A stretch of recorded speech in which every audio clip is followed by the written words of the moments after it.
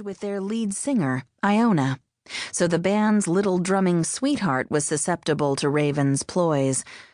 Lily laid a hand on Raven's slight shoulder and squeezed. "Oh, Raven, your costumes are gorgeous. We're so lucky to have you." "And don't you forget it," Raven said through a mouthful of bobby pins. She jabbed a few into Lily's head to hold her wig in place. Roux chuckled and slipped her foot into one of her lace-up knee-high leather boots. The tongue was the same shade of red as her jagged-edged petticoat, her corset stays, and the ribbon that laced it up her back, as well as the underlayer of her wig. Every other inch of her outfit was black lace, except for the giant garnet stone at the center of her choker necklace.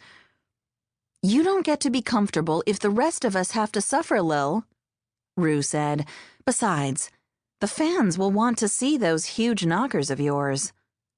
"Bite me," Lily said. Roux chomped her teeth at the woman who would always be her big sister, even if they weren't related by blood. Lily adjusted said knockers inside her white corset.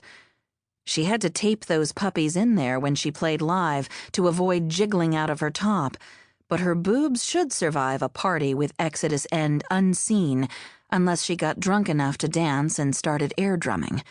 Then costume malfunctions were all but guaranteed. "Are you guys ready?" Azura called from the adjoining hotel room. The door between the two suites was open, so it was almost like their overcrowded studio in the East Village, where the 6 of them lived on top of each other. "Lil put her wig on backwards," Raven said. Lily extended a hand toward the other suite and stomped her foot. "Azura is the one who helped me put the damn thing on in the first place." "You need a longer wig," Azura said, coming into their suite. She was already dressed in her blue and black stage persona gear, and her wig was waist-length, so there was no chance she'd put it on backwards unless she were attempting a Cousin It look. "I can't tell the front of yours from its back." "You and me both," Lily muttered under her breath. "You said the long one was too hot when you play," Raven reminded her. "That's why we switched to the short one." "The long one was a living hell, but this one isn't much better. It's like wearing an oven on my head."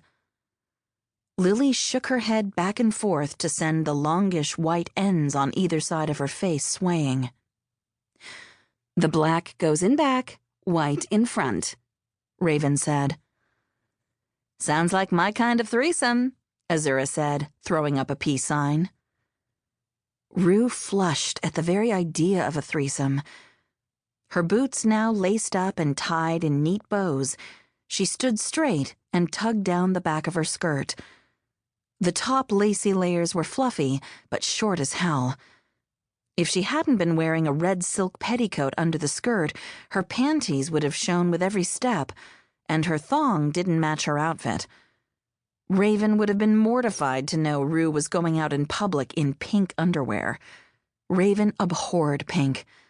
She also abhorred underwear unless they were her boyfriend's boxers. Perhaps Roux knew a little too much about her foster sister. The landline rang in the adjoining suite. "The limo is downstairs," Iona yelled a moment later. "Now is not the time to be fashionably late. Let's move."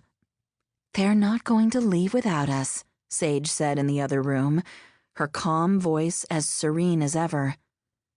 1,000 bands would slit our throats to take our spot on this tour," Iona said.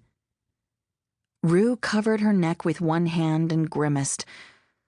"I'm going to need a new necklace, one with steel reinforcements," she whispered to Raven, who winked at her. "I'll get right on that. The keyboardist always dies first in these situations." Somehow, Iona got them all headed in the right direction, ultimately for the limo, where they'd meet their tour mates for the first time.